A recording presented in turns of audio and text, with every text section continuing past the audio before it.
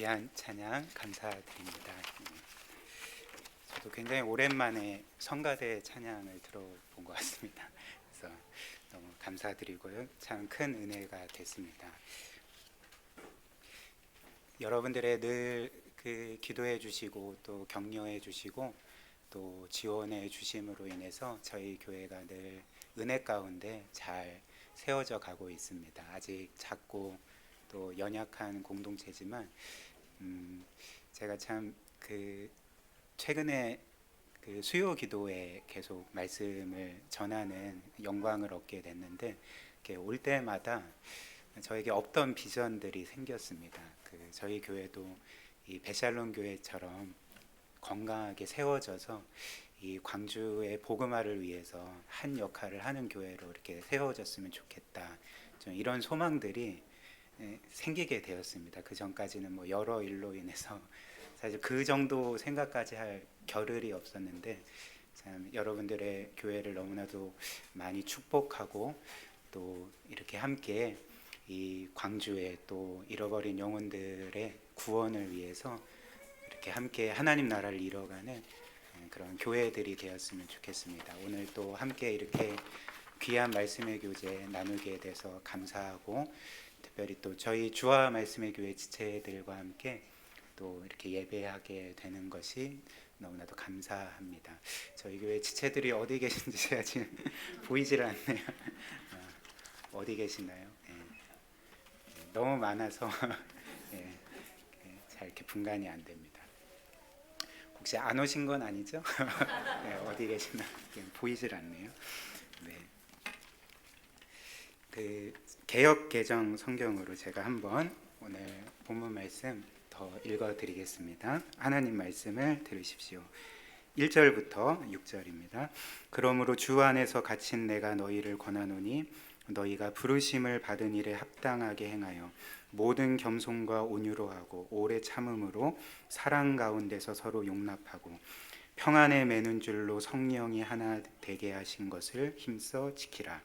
몸이 하나요 성령도 한 분이시니 이와 같이 너희가 부르심의 한 소망 안에서 부르심을 받았느니라.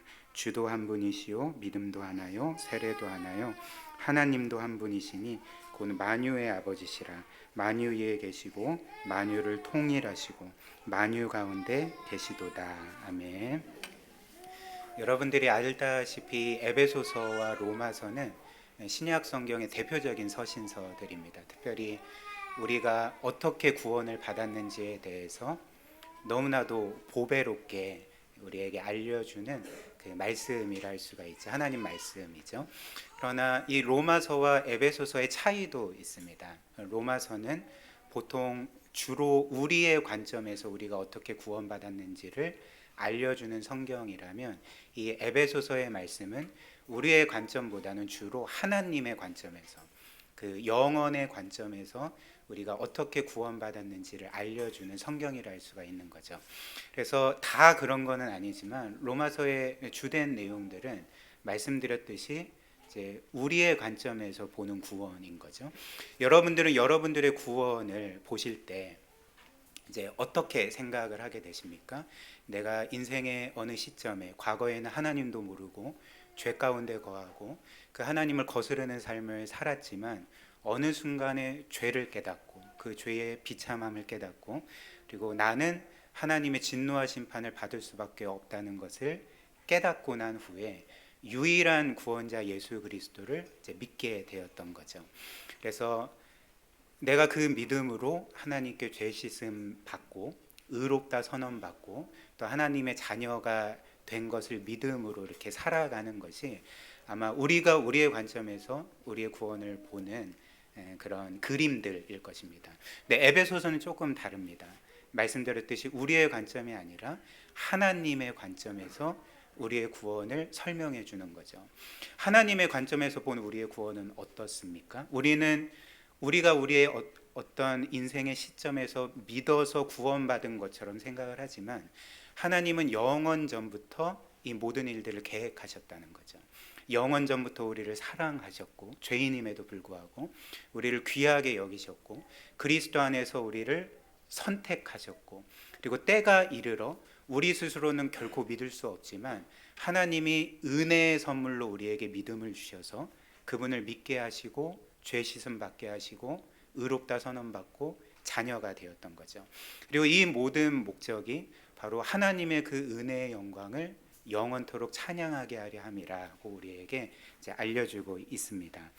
그리고 에베소서는 이렇게 우리의 구원의 그 본질에 대해서 알려줄 뿐만 아니라 또한 이 책은, 이 성경은 교회에 대한 성경이라고도 불립니다. 그래서 여러분들이 아시다시피 에베소서 오늘 우리가 보는 4장 이후의 모든 내용들은 교회와 또 교회 안에서 우리가 어떻게 살아가야 하는지, 지체들을 어떻게 대해야 되는지를 알려주고 있는 거죠. 그래서 저는 오늘 여러분들과 함께 이 말씀을 통해 교회는 어떤 곳이고 또 우리는 교회 안에서 혹은 교회를 통해서 어떤 삶을 살아가야 되는지를 살펴보고자 합니다. 이를 세 가지로 살펴보고자 하는데요. 첫 번째는 하나님이 우리를 은혜로 구원하셨을 때에 우리가 그 은혜에 합당한 삶을 살기 위해서는 어떻게 해야 되는가? 그것은 내가 받은 은혜대로 다른 이들을 은혜로 대하는 거죠. 이것을 첫 번째로 살펴보겠습니다. 두 번째는 우리가 은혜로 대해야 될 주된 대상인 교회에 대해서 살펴보겠습니다. 그래서 교회는 그리스도의 몸이라는 것, 그리고 두 번째로 교회는 한 소망과 믿음 안에서 부르심을 받았다는 것, 이렇게 살펴보고요. 마지막 이 말씀을 우리의 삶에 적용하고 오늘 설교를 마무리하려고 합니다. 첫 번째로 본문 말씀은 구원받은 우리가 그분이 베푸신 은혜에 합당한 삶을 살아야 된다, 우리에게 이렇게 말하고 있습니다. 1절 말씀 보시면 이렇게 말하죠. 그러므로 주 안에서 갇힌 내가 너희를 권하노니 너희가 부르심을 받은 일에 합당하게 행하여 라고 말합니다. 너희가 부르심을 받은 일에 합당하게 행해야 된다. 여기에서 이 부르심이라는 것은 구원의 또 다른 말입니다. 왜냐하면 이 구원이라는 것은 죄인인 우리를 하나님이 주권적인 은혜로 부르신 사건이기 때문에, 그분의 자녀로 삼으신 사건이기 때문에 여기에서 부르심은 우리가 경험한 구원을 의미를 하는 거죠. 근데 이 구원에 합당하게 살아야 된다, 이렇게 말씀을 하는 것입니다. 우리가 에베소서 4장 말씀을 보고 있지만 그 이전의 말씀, 에베소서 1장부터 3장까지의 말씀은 말씀드렸듯이 우리의 구원의 비밀에 대해서 알려주고 있죠. 그래서 우리는 죄인이었을 뿐이고 하나님께 반역한 사람들이었음에도 불구하고 영원전부터 사랑하시고 믿음을 선물로 주시고 그래서 그리스도를 믿게 하시고 또 그분의 자녀로 삼으시지 않았습니까? 그러니까 이 모든 은혜를 너희들이 받았기 때문에 너희는 은혜에 합당한 삶을 살아야 한다. 그래서 사도 바울이 지금 이렇게 촉구를 하고 있는 거죠. 여러분, 제가 에베소서 1장부터 3장까지의 내용에 이르기까지 여러분들이 어떤 은혜를 받았는지 제가 설명드렸습니다. 여러분들은 그 놀랍고 엄청난 은혜를 받을 아무런 자격도 없었지만 하나님은 여러분들을 은혜로 사랑해 주시고 은혜로 용서해 주셨고 그리고 그 은혜로서 그분의 자녀로 삼으시고 이 세상 그 누구보다도 가장 영화로운 존재로 여러분들을 받아주셨습니다. 여러분들이 이런 놀라운 은혜를 받았기 때문에 이제는 은혜에 합당한 삶을 사십시오라고 이제 촉구를 하고 있는 거죠. 그래서 성경이 말하는, 그렇다면 이 은혜에 합당한 삶은 무엇인가? 2절 말씀 한번 보십시오. 이제 이렇게 말합니다. 모든 겸손과 온유로 하고 오래 참음으로 사랑 가운데서 서로 용납하고, 모든 겸손, 온유, 오래 참음, 그리고 사랑으로 서로 용납하는 삶을 살아라. 이렇게 말씀을 합니다. 그리고 사실 이 모든 것, 이 네 가지 항목, 겸손, 온유, 오래 참음, 사랑으로 용납함은 사실 예수 그리스도께서 우리를 대하신 모습이라 할 수가 있는 거죠. 그분의 삶이라 할 수가 있습니다. 간략하게 한번 살펴볼까요? 첫 번째는 겸손함입니다. 예수 그리스도는 일체의 겸손하심으로 우리를 늘 대하시고 구원하신 거죠. 예수님의 겸손함은 무엇일까요? 성경에서 보는 그분의 겸손함은 어떤 것이었습니까? 우리가 상상도 할 수 없는 이 우주 만물의 창조주였음에도 불구하고 이 우주의 티끌과 같은 우리와 같은 사람이 되신 것, 우리를 구원하시기 위해서 자신을 그토록 무한히 낮추신 것이 바로 그리스도의 겸손함이었습니다. 더 나아가서 예수님은 하나님이셨지만 사람이 되어 이 세상에 오셨을 뿐만 아니라 이 세상에서 뭔가 왕으로 군림하며 사신 것이 아닌 종으로 사셨죠.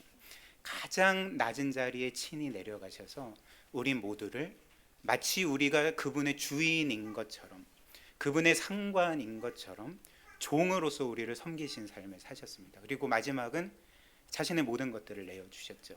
그래서 예수께서 마가복음에 보면 그분이 이 세상에 오신 목적을 이렇게 밝히신 때가 있었습니다.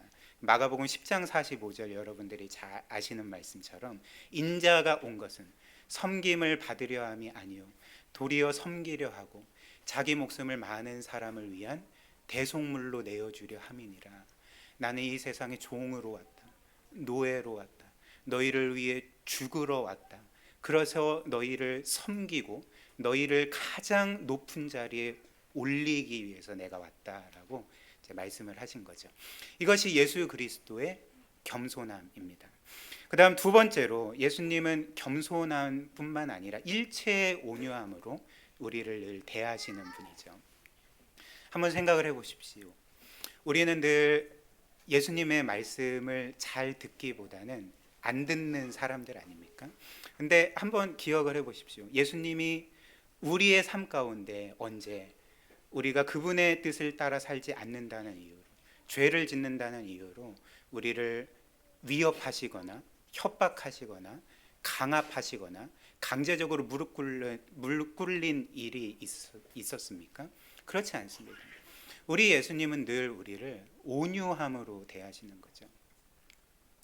우리가 죄인이라는 이유로 단 한 번도 우리를 내치신 적이 없고, 그리고 예수님은 성경에서 기록된 것처럼 죄인의 친구라 불리실 정도로 우리는 자격 없지만 늘 우리를 그분의 친구로 대해 주셨습니다. 그것이 바로 예수 그리스도의 온유함인 거죠. 그 다음 예수님은 일체의 오래 참음으로 늘 우리를 대해 주시는 거죠.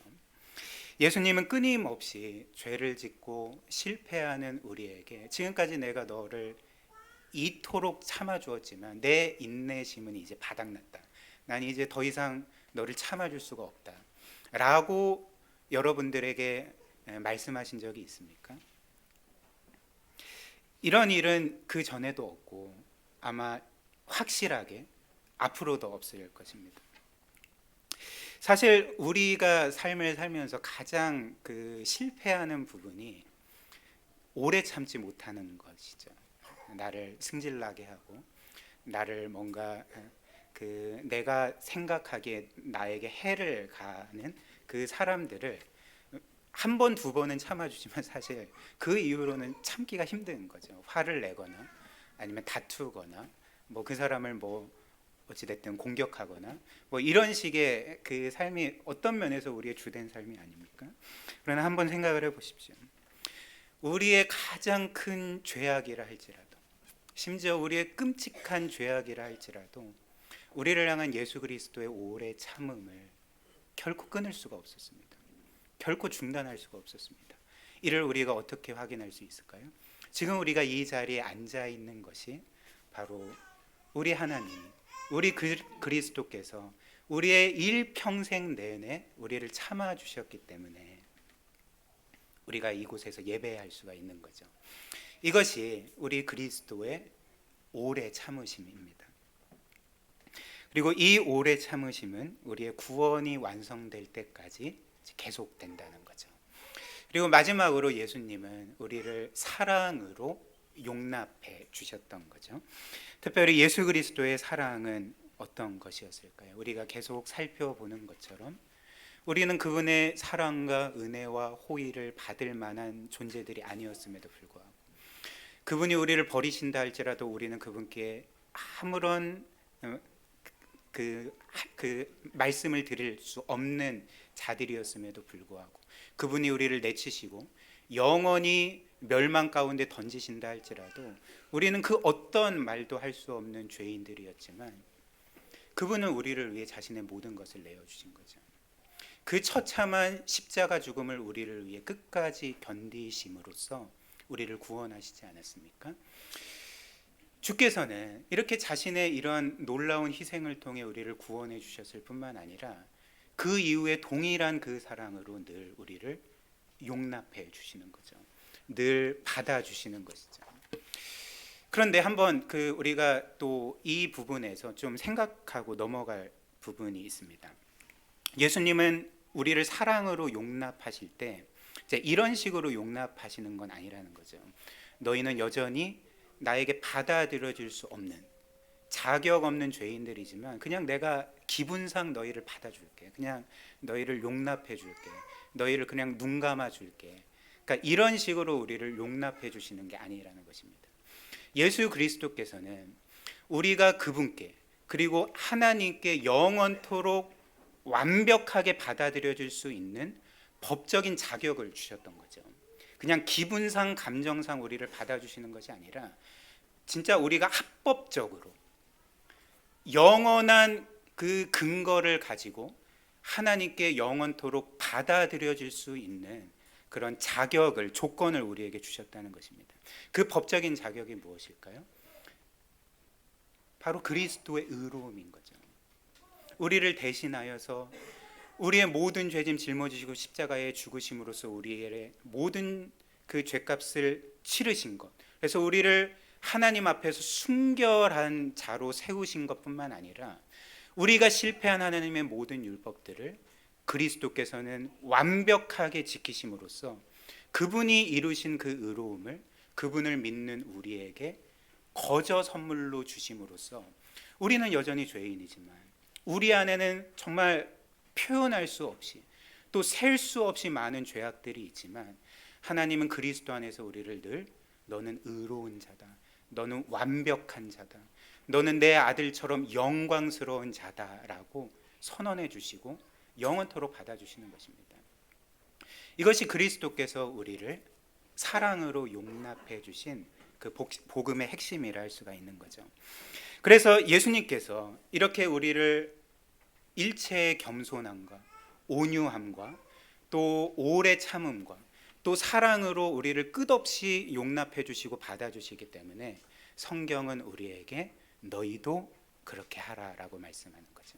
너희도 너희의 지체들을, 사람들을 그렇게 은혜로 대해야 된다라고 우리에게 촉구하고 계시는 것입니다. 그래서 이어서 3절 말씀은 우리가 이 교회 공동체 안에서 서로를 이렇게 은혜로 대하면서 성령께서 하나 되게 하신 교회를 이제 힘써 지켜야 된다라고 말씀을 합니다. 3절 한번 보십시오. 평안에 매는 줄로 성령이 하나 되게 하신 것을 힘써 지키라. 지체들을 은혜로 대함으로써 우리가 이 교회를, 이 하나됨을 늘 지켜가야 한다는 거죠. 이것이 하나님이 오늘 성경을 통해 우리에게 명하시는 이제 은혜에 합당한 삶이라는 것입니다. 그렇다면 이제 두 번째로 우리가 이렇게 은혜로 대해야 될 지체들의 공동체인 이 교회는 어떤 곳인가, 그리고 우리는 이 교회를 통해 교회 안에서 어떤 삶을 살아가야 되는가, 이것을 살펴보겠습니다. 교회는 어떤 것일까요? 4절 말씀 한번 보십시오. 몸이 하나요 성령도 한 분이시니 이와 같이 너희가 부르심의 한 소망 안에서 부르심을 받았느니라. 일단 성경은 이 교회를 예수 그리스도의 몸된 공동체라고 말합니다. 우리가 읽은 이 4절 말씀은 몸이 하나인 것처럼 너희도 이제 한 그 믿음과 한 소망 안에서 부르심 가운데 이제 하나가 되었다 우리에게 알려주고 있지 않습니까? 그래서 이렇게 이 에베소서 4장 그 4절 말씀이 우리가 한 몸과 같이 이제 하나가 되었다고 할 때 여러분들이 아시다시피 그 몸은 이제 예수 그리스도의 몸을 가리키는 거죠. 그래서 이후에 우리가 오늘 읽진 않았지만 4장 11절과 12절 말씀을 보면 우리에게 이 교회의 본질에 대해서, 교회가 그리스도의 몸이라는 것을 이렇게 말합니다. 한번 보십시오. 그가 어떤 사람은 사도로, 어떤 사람은 선지자로, 어떤 사람은 복음 전하는 자로, 어떤 사람은 목사와 교사로 삼으셨으니, 즉 교회 안에서 이런 사역자들을 세우셨다는 말씀입니다. 12절, 이는 성도를 온전하게 하여 봉사의 일을 하게 하며 그리스도의 몸을 세우려 하심이라, 이렇게 말씀을 합니다. 즉 12절 말씀은 이렇게 우리가 한 몸 이룬 이 교회 공동체를 이제 그리스도의 몸이라고 말하고 있는 것이죠. 그 다음에 에베소서 5장 29절 30절도 똑같은 진리를 우리에게 알려주고 있습니다. 한번 보십시오. 누구든지 언제나 자기 육체를 미워하지 않고 오직 양육하여 보호하기를 그리스도께서 교회에게 함과 같이 하나니 우리는 그 몸의 지체들임이라 라고 말씀을 합니다. 물론 이 교회가, 우리 지체의 이 공동체가 예수 그리스도의 몸이라는 것을 우리는 문자적으로 혹은 물리적으로 이해해서는 안 됩니다. 즉 예를 들면 어떤 지구만한 큰 예수 그리스도의 몸이 있고 우리 모두가 그리스도께 뭔가 합체되어 있는 것처럼 이제 이런 식으로 생각하면 안 된다는 거죠. 그리스도는 머리요, 그리고 우리는 그분의 몸이라는 것은 그리스도와 성도인 우리의 관계를 보여주는 일종의 그림입니다. 그러니까 영적인 그림인 거죠. 그러니까 영적인 진리를 어떤 물질적인 것으로 이제 설명하는 하나의 비유라 할 수가 있는 거죠. 그렇다면 그리스도와 교회를 머리와 몸의 관계로 말하는 것은 이제 무엇을 알려주는가라는 것입니다. 일단 그리스도가 머리고 이 교회가 그분의 몸이라는 것은 머리와 몸이 한 생명을 공유하는 진짜 한 존재인 것처럼 그리스도와 교회도 한 영적 생명을 공유하는 한 존재라는 것입니다. 실제로 한 존재라는 거죠, 영적으로. 그래서 머리와 몸이 분리될 수 없는 것처럼, 끊어질 수 없는 것처럼, 만약에 우리가 그리스도의 몸이라기보다는 그리스도의 옷이라고 하면 우리는 언제든지 그리스도로부터 분리될 수 있는 사람들 아닙니까? 그러나 우리는 그리스도의 옷 정도가 아니라 그분의 몸이라는 것입니다. 그러니까 불가분의 관계고 결코 우리는 그리스도로부터 끊어질 수 없고, 로마서 8장의 말씀처럼 이 세상 누구도 그 어떤 것도, 심지어 우리의 죄악도 우리를 그리스도 예수의 사랑으로부터 끊을 수가 없게 되는 거죠.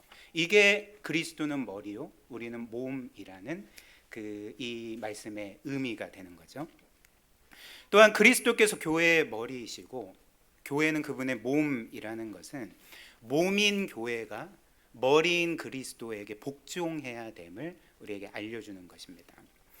그리고 이렇게 몸인 교회가 머리이신 그리스도께 복종할 때만이 그리스도로부터 오는 참된 생명을 누릴 수 있고 그 교회가 영적으로 건강하고 풍성하게 그렇게 기쁨 가운데 평안한 가운데 세워질 수 있다는 것을 우리가 깨닫게 되는 거죠. 예를 들어 볼까요? 만약 그 몸의 지체들 중에 한 부분이 뭐 다리든지 혹은 팔이든지 손이든지 어떤 것이든지 간에 몸의 한 지체들이 머리의 명령을 따르지 않는다면, 머리가 뭔가 명령을 내리는데 그 명령을 거부하고 지멋대로 움직인다면 이것은 뭘 보여주는 걸까요? 그러니까 이 지체가 지금 정상이 아니라는 것을 보여주는 거죠.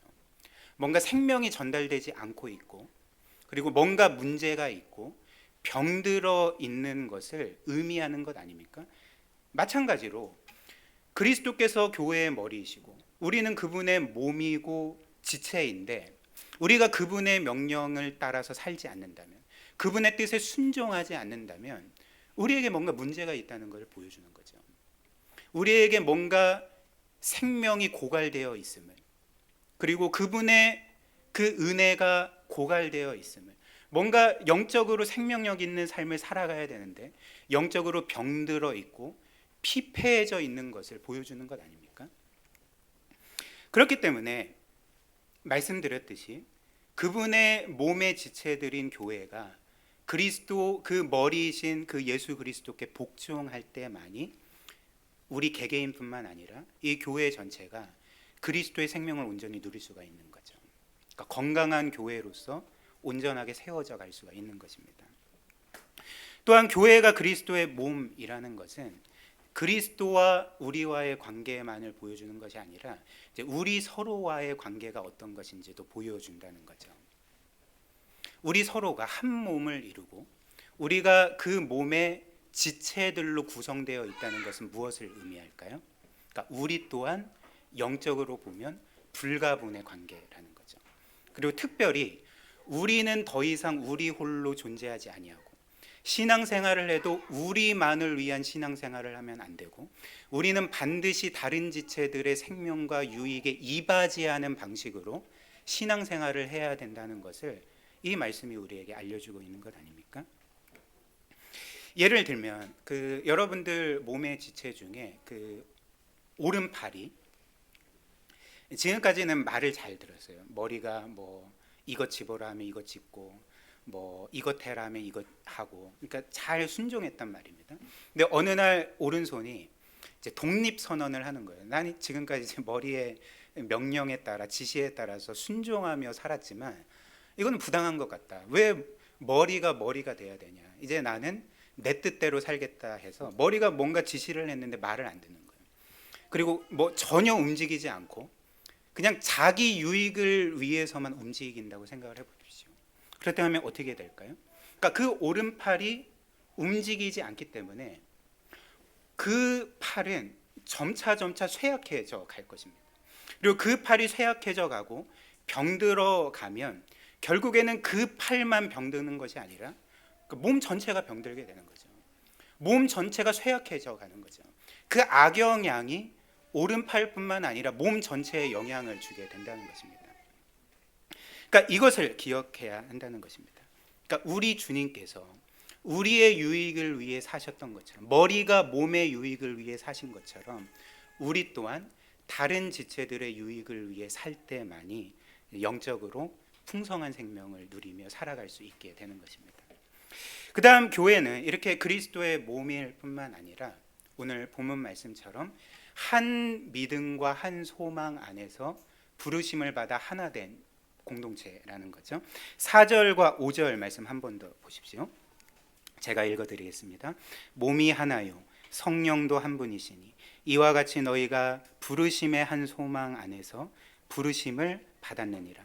주도 한 분이시요 믿음도 하나요 세례도 하나요.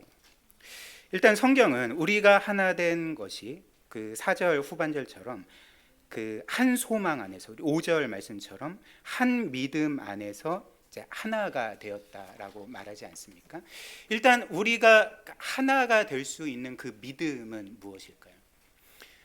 여러분들은 여기에서 예배를 드리고 계시고 벳샬롬 교회라는 교회로서 함께 교제하고 더불어 살아가고 있지 않습니까? 근데 어떤 믿음으로 여러분들은 이렇게 하나가 되셨습니까? 그러니까 우리가 믿는 하나님께서 창조주요, 주권자요, 그리고 마지막 날의 심판주이실 뿐만 아니라 우리를 늘 은혜로 대하시는, 우리를 늘 그 지극히 큰 사랑으로 은혜로 대하시는 그 은혜의 하나님이라는 것을 믿음으로써 우리가 하나 되지 않았습니까? 그래서 하나님께서 우리를 늘 대하시고 또 우리에게 베푸시는 모든 것들이 다 은혜입니다. 그 어떤 그 CCM 가사처럼 진짜 모든 것이 은혜인 거죠. 우리는 가끔씩 내가 정말 어떤 은혜를 받았는지 망각한 채 마치 하나님이 나를 부당하게 대하시는 것처럼, 마치 하나님께서 내가 마땅히 받아야 될 것을 주지 않으시는 것처럼 그렇게 생각하며 때로는 분노하고 때로는 낙심하고 때로는 자기 연민에 빠지게 되지만, 그러나 하나님은 사실 우리에게 주신 모든 것들이 다 은혜인 거죠. 우리가 이렇게 숨쉬고 살아가는 것조차도 은혜이고, 사실 우리가 받은 은혜는 이 세상 모든 것을 합친다 할지라도 비교할 수 없는 것 아닙니까? 죄인이었던 우리가 영원한 생명을 얻고 자녀가 되고 영원한 나라의 아들이요 상속자가 된 것. 그러니까 우리 모두는 사실 이미 모든 것을 얻은 사람들입니다. 그리고 우리는 이 세상에서 가장 영광스러운 존재들이 된 사람들입니다. 그러니까 이 모든 것들이 은혜라는 거죠. 따라서 우리가 이 은혜를 기억한다면, 그리고 우리가 믿는 하나님이 늘 우리를 은혜로 대하시는 하나님이라는 것을 정말 믿는다면 우리는 그 어떤 것도 자랑할 수가 없는 거죠. 특별히 교회 공동체 안에서 우리는 뭔가 내가 다른 지체들보다 더 훌륭하다고 생각할 수 없고 영적으로 우월하다고 생각할 수 없습니다. 또한 잘못한 어떤 지체들을 향해서 그들을 불쌍히 여기기보다는 깔보거나 정죄할 수 없는 사람들입니다. 왜냐하면 우리 모두가 은혜로 용납되었기 때문에, 우리가 받은 모든 것들이 은혜이기 때문에 그런 거죠. 이 믿음으로 우리 모두는 하나가 된 거죠. 그리고 이 한 믿음뿐만 아니라 우리는 한 소망 안에서 하나가 되었습니다. 우리의 소망이 무엇일까요? 하나님이 우리를 이렇게 은혜로 대하시고 우리에게 베풀어 주신 이 모든 은혜가 결코 취소될 수 없고, 심지어 우리의 극악한 죄악을 우리의 삶 가운데 짓는다 할지라도 그것으로 인해 이런 하나님의 은혜와 약속들은 결코 끊어질 수 없는, 우리가 지금이라도 이 세상을 떠나고 지금이라도 주님께서 이 세상에 오실 때 여전히 하나님께서는 그 약속을 지키셔서 우리를 영광 가운데 인도하실 거라는 것이 바로 우리 모두가 가진 소망 아닙니까? 우리는 이 소망 안에서 이 세상 그 어떤 것도 줄 수 없는 안정감을 느끼게 됩니다. 우리는 안전한 거죠. 우리의 삶에 어떤 실패가 있어도, 우리의 삶에 뭔가 막다른 그 장벽이 내 앞에 펼쳐지는 것처럼 느껴진다 할지라도, 내 인생이 끝났다 생각되는 그 시점에도 우리는 안전한 거죠. 왜냐하면 우리에게는 이런 영원한 소망이 있기 때문에 그렇습니다. 이 믿음과 소망 안에서 하나님은 우리를 교회로 부르시고 여전히 교회로 세워가시는 거죠. 그렇다면 이제 마지막으로 이 말씀을 우리의 삶에 두 가지로 적용해 보도록 하겠습니다. 첫 번째로, 오늘 이 말씀을 우리가 기억할 때 특별히 우리 모두가 그리스도의 몸된 지체들이고 그리스도와 우리가 하나일 뿐만 아니라 우리 서로가 하나라는 것을 기억한다면 우리는 우리의 신앙생활이 반드시 공동체적이어야 됨을 깨닫게 되는 거죠. 우리의 신앙은 결코 개인적일 수가 없습니다. 우리의 신앙은 결코 우리의 유익만을 위해 존재해서는 안 되고, 우리는 죽었다 깨어나도 반드시 공동체적인 신앙생활을 해야 한다는 거죠.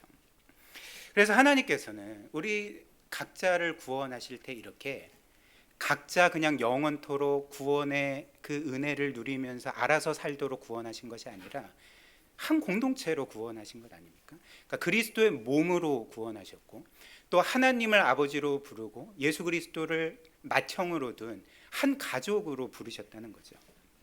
그런데 제가 이제 앞에서 말씀드렸듯이 만약 몸의 한 지체가 다른 지체들과의 관계를 끊고 이제는 나의 유익을 위해서만 살 거야 라고 독립선언을 하며 그렇게 살아간다면, 그렇게 신앙생활을 한다면 그러니까 자기도 병들게 되고, 그리고 자신의 병듦으로 인해서 그것이 교회 전체에 악영향을 주어서 교회 전체도 그만큼 쇠약해지고 병들게 되고 그 하나님의 생명을 온전히 누릴 수 없는 그런 교회가 돼버리게 된다는 거죠.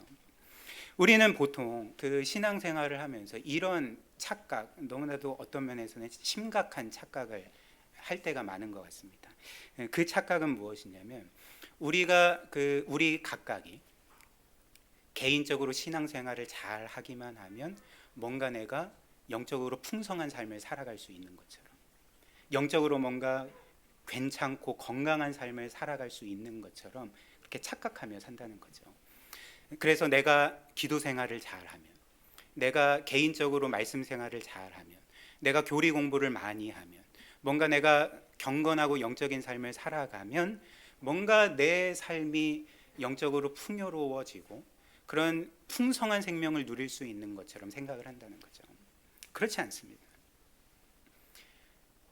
물론 기도하는 것은 너무나도 귀한 일이고, 그리고 말씀을 알아가는 일도 너무나도 보배로운 일이지만 그 목적 자체가 자기만을 위한 것이라면, 아까 말씀드렸듯이 한 지체가 자기만을 위해 살려고 할 때 병드는 것처럼, 똑같이 신앙의 영역에서도 우리가 그 보배로운 신앙의 의무들, 기도 생활, 말씀 생활, 경건 생활을 나의 유익을 위해서만 한다면 그것은 나의 자기중심성만 강화시킬 뿐이라는 거죠. 그러니까 결코 영적으로 건강한 삶을 살아갈 수 없고, 자기만을 돌아보게 되고, 자기의 영적인 어떤 건강만을 바라보고 원하게 되고, 남들을 돌아보지 않게 되는 그런 삶을 살아갈 수밖에 없지 않겠습니까? 그렇기 때문에 오늘 우리가 말씀 그 초반에 함께 다루었던 것처럼, 그리스도께서 이 세상에 오셨을 때 자기 혼자만 매일 기도하시고, 새벽 미명에 일어나셔서 기도하시고, 점심에도 기도하시고, 저녁에도 기도하시고, 끝까지 기도하시고, 제자들과는 어떤 교제도 나누지 아니하시고, 또 하나님의 말씀을 늘 보실 때도 이제 혼자만 이런 은혜로운 말씀하면서 본인만 그렇게 말씀의 기쁨과 유익들을 누리시고 아무것도 하지 않으셨다면 우리는 어떻게 되었겠습니까? 주님께서 우리를 일체의 겸손함과 온유함과 오래 참으심과 사랑으로 용납함으로 우리를 대해 주셨다면, 우리도 마땅히 지체들을 그렇게 대함으로 우리의 신앙이 반드시 공동체적으로 그렇게 세워질 수 있도록, 그리고 우리가 그런 공동체적인 신앙을 영위할 수 있도록 이 말씀을 이제 기억해야 한다는 거죠. 그 다음 이제 마지막 두 번째로, 우리가 믿는 하나님께서 이렇게 우리를 지극히 사랑하시고 그 우리를 늘 은혜로 대하시고 받아주시는 하나님이라면, 우리는 이 교회가 모든 사람이 똑같이 은혜로 사랑받고 은혜로 받아들여질 수 있는 곳임을 우리가 깨닫게 되는 거죠. 그리고 우리가 이것을 실제로 실천해야 됨을 깨닫게 되지 않습니까? 그래서 이 교회라는 것은 이렇게 이 세상 누구든지, 이 세상에 어떤 죄인이든지 간에 오직 은혜로 사랑받고 환영받고 받아들여지고 교제할 수 있는, 어떤 면에서 이 세상의 유일한 곳이라는 것입니다. 사실 이 세상에서 사람들은 여러분들도 아시다시피 유유상종이라고 이제 자기와 뭔가 격이 맞는 사람들끼리만 이제 모이지 않습니까? 그렇게 공동체를 이루어가는 거죠. 그래서 부자는 부자들끼리, 그리고 고학력자는 고학력자들끼리, 그리고 지위가 높은 사람은 지위가 높은 사람들끼리, 그리고 뭐 그런 것만이 아니라 뭐 출신 지역이나 혹은 뭐 인종이나 혹은 정치적인 색깔이나 뭐 이런 것들로서 이제 그 한 집합을 이루는 거죠. 그런데 기독교는 다릅니다. 기독교는 이 세상 유일하게 모든 부류의 사람들이 똑같이 대우를 받고 똑같이 귀하게 여김받고 똑같이 사랑을 받고 교제할 수 있는 곳이라는 거죠.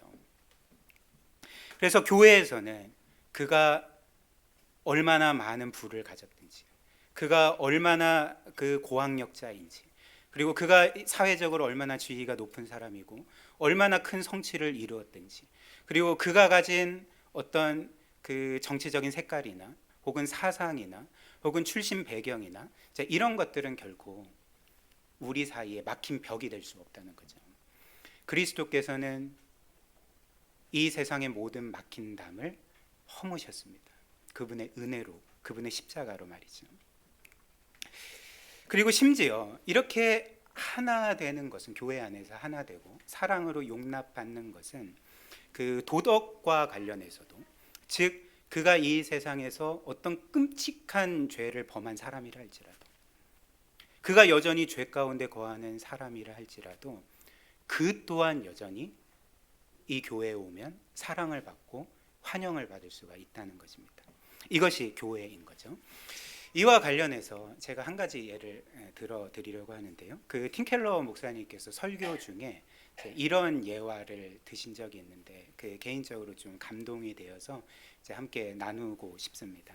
그 이는 실제로 일어난 일이고요. 그 미국의 유명한 그 기독교 연설가이자 사회학자이자 그리고 목회자인 그 토니 캠폴로라는 사람이 있습니다.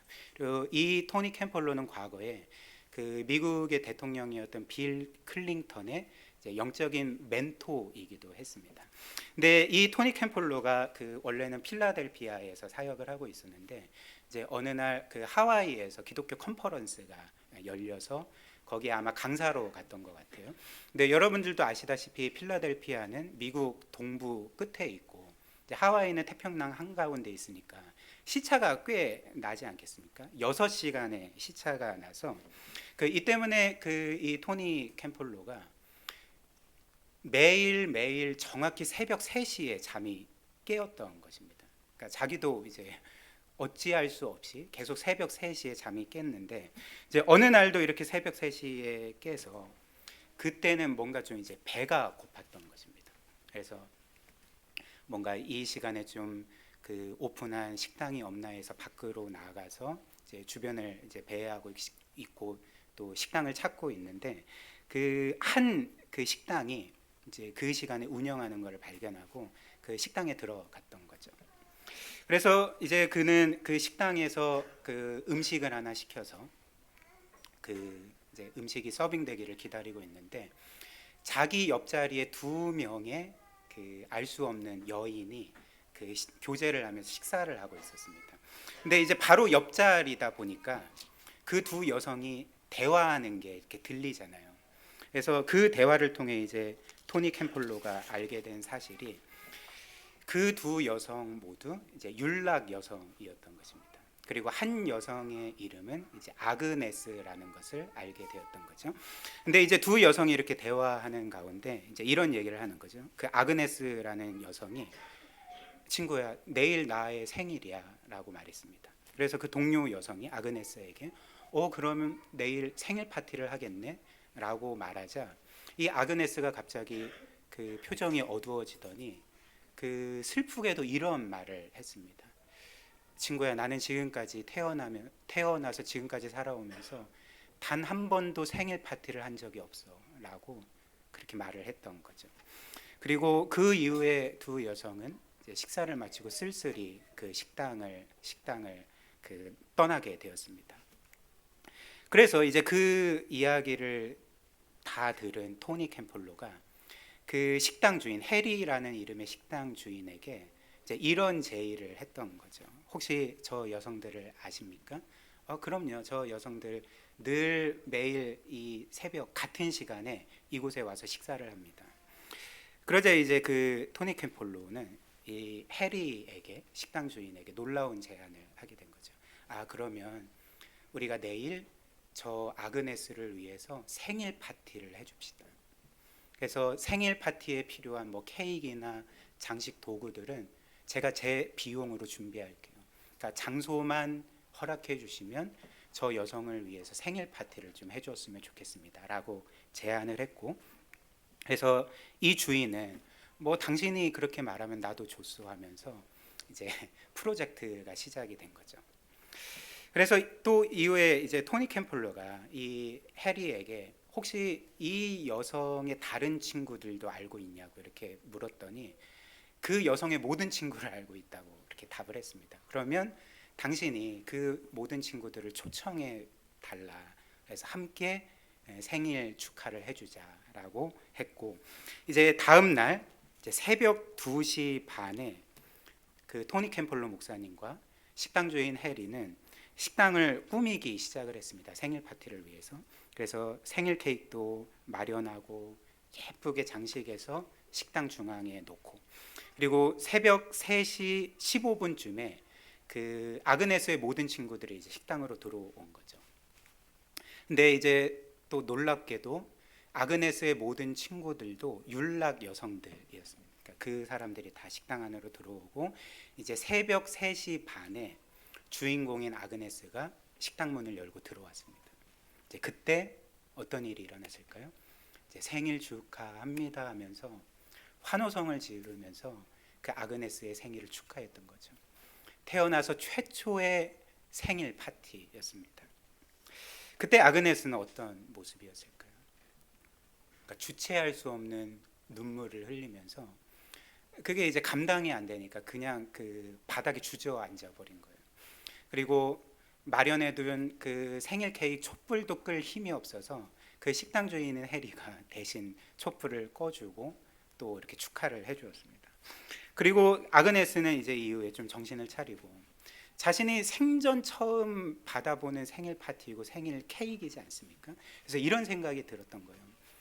그래서 이 케이크는 너무나도 나에게 소중한데 지금 당장 먹고 싶지는 않다라는 생각이 들어서 이제 거기 있던 모든 친구들과 또 사람들에게 이제 정중하게 제가 생애 최초로 생일 케이크라는 것을 받아보았는데 제가 최대한 이 케이크를 좀 소중히 간직하고 싶습니다. 그래서 여러분들이 허락하시면 제가 살고 있는 집이 여기서 가까운데 이 케이크를 좀 집에다가 두고 다시 곧바로 오겠습니다 라고 말을 했고 모든 이들은 당연히 괜찮다 그렇게 하라 하고 이제 아그네스를 보내주었습니다.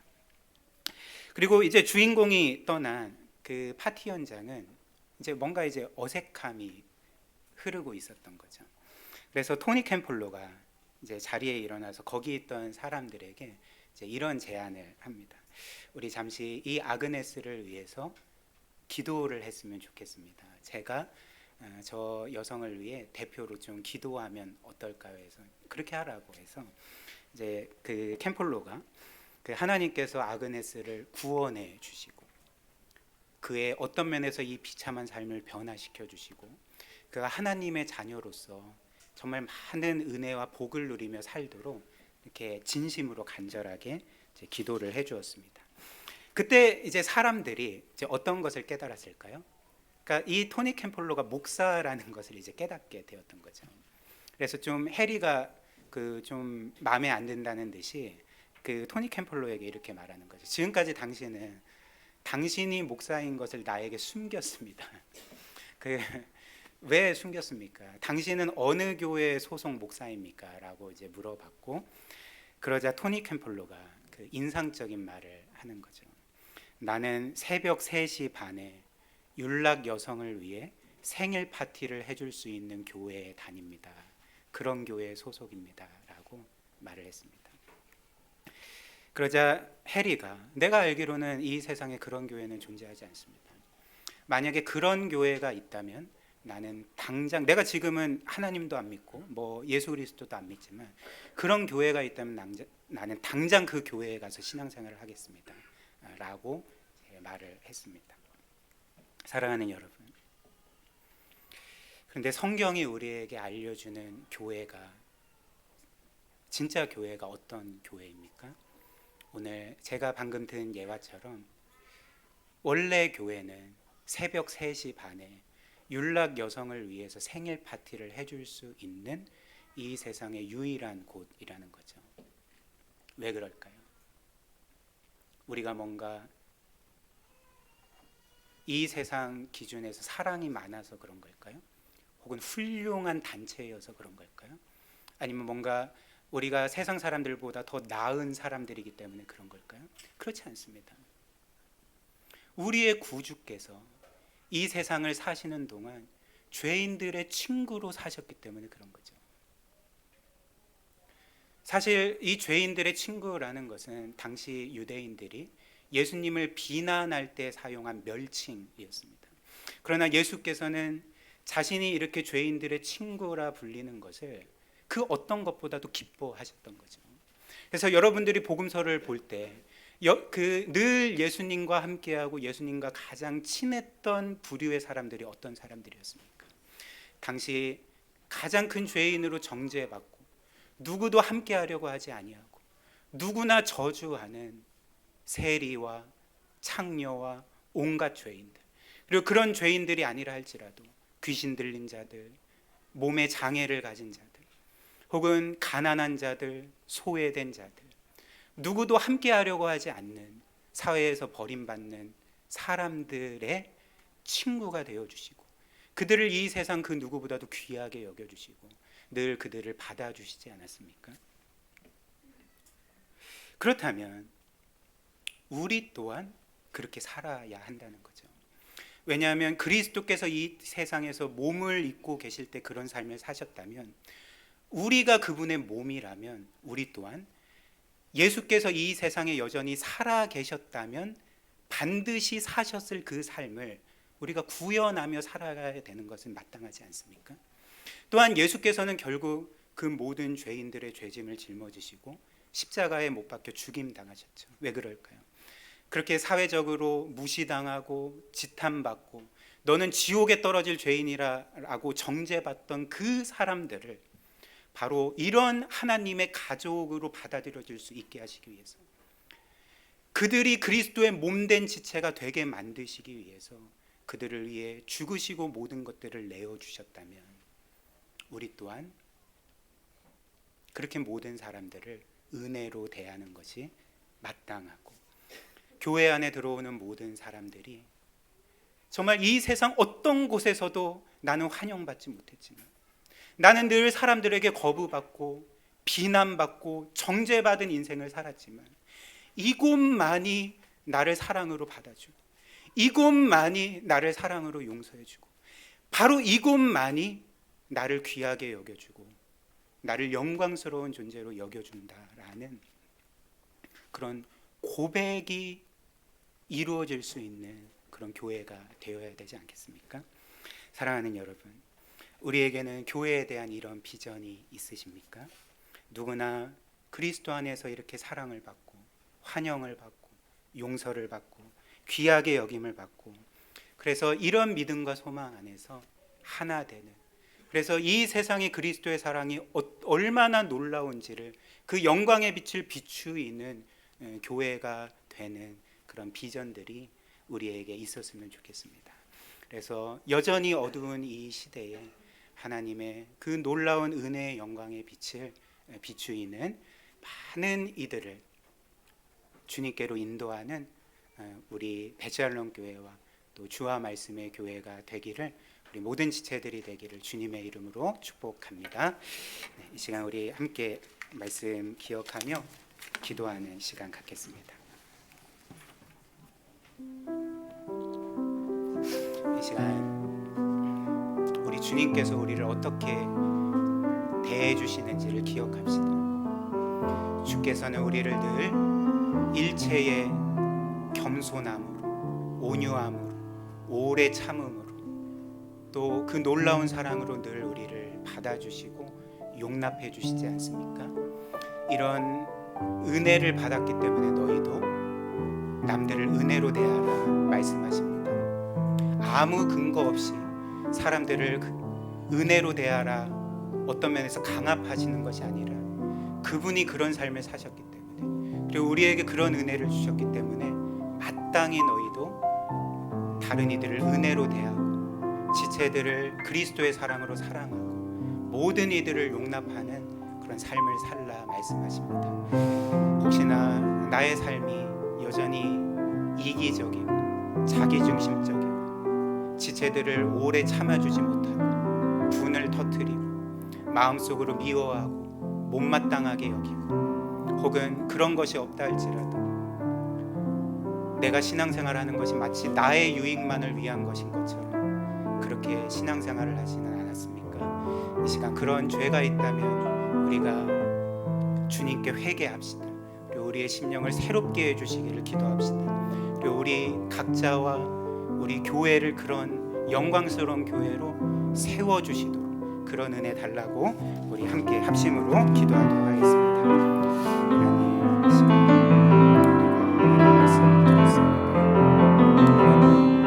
그리스도께서 우리를 정말 은혜로 대하신 것처럼 우리를 일체의 겸손함, 온유함, 오래 참음과 사랑으로 용납함으로 우리를 대해 주셨다면, 우리를 위해 그분의 생명까지 아낌없이 내어주시고 정말 우리의 영광을 위하여 사셨던 것처럼, 하나님, 우리 또한 그 은혜에 합당한 삶을 살기를 원합니다. 하지만 하나님, 우리는 너무나도 연약하고 부족하고 불완전하고 여전히 죄성과 자기중심성에 사로잡힌 삶을 살아가기에 우리는 주님처럼 살아가지 못할 때가 많이 있습니다. 지체들을, 사람들을 겸손함과 온유함으로 대하지 못하고, 하나님, 남들이 나에게 뭔가 해를 가할지라도 하나님, 우리는 오래 참지 못하고 분을 터뜨리고 그를 미워하고 시기하고 질투하고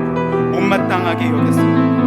그리고 그들을 향해 뭔가 내가 영적으로 우월한 것처럼 교만했고, 하나님, 그렇게 남들을 하대하고 때로는 정죄했음을 고백합니다. 주여, 우리의 죄악을 용서하여 주옵소서.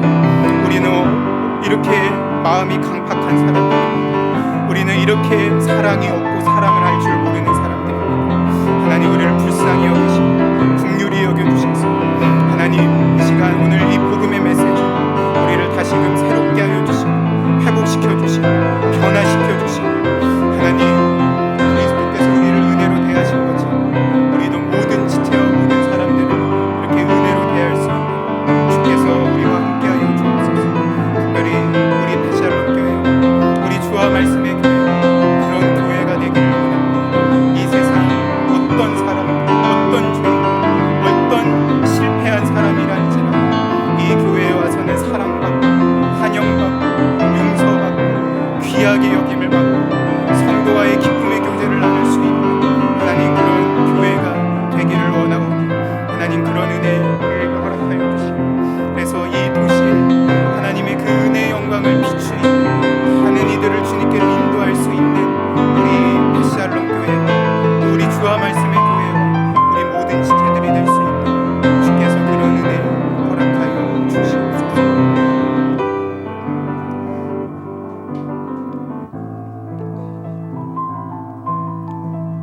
하나님, 정말 우리가 하나님께 받은 은혜를 잊어버리면 우리가 과거에 얼마나 큰 죄인이었는지도, 우리가 하나님께 얼마나 불순종한 반역한 사람들이었는지도 잊은 채 정말 영적인 교만함과 우월감 가운데 그렇게 살아가는 우리의 모습을 시시때때로 발견하게 됩니다. 그래서 우리가 받은 사랑대로 남들을 사랑하지 못하고 그들을 귀하게 여기지 못하고 용서하지 못하고 용납해주지 못한 삶을 많이 살게 됩니다. 우리의 이런 죄와 연약함과 실패들을 용서하여 주시고, 하오나 여전히 하나님께서는 우리를 우리 자신대로 보시는 것이 아니라 그리스도 안에 있는 우리로 보셔서 여전히 순결한 자로, 의로운 자로, 하나님의 자녀로 보심을 우리가 믿습니다. 이 모든 은혜를 우리가 기억하면서 오늘 말씀에 순종하게 하여 주시고 공동체적인 삶을 살아가게 하여 주시고 모든 이들을 그리스도의 사랑으로 받아내는 그런 복된 삶, 복된 교회 되게 하여 주옵소서. 감사드리오며 예수 그리스도의 이름으로 기도드립니다. 아멘.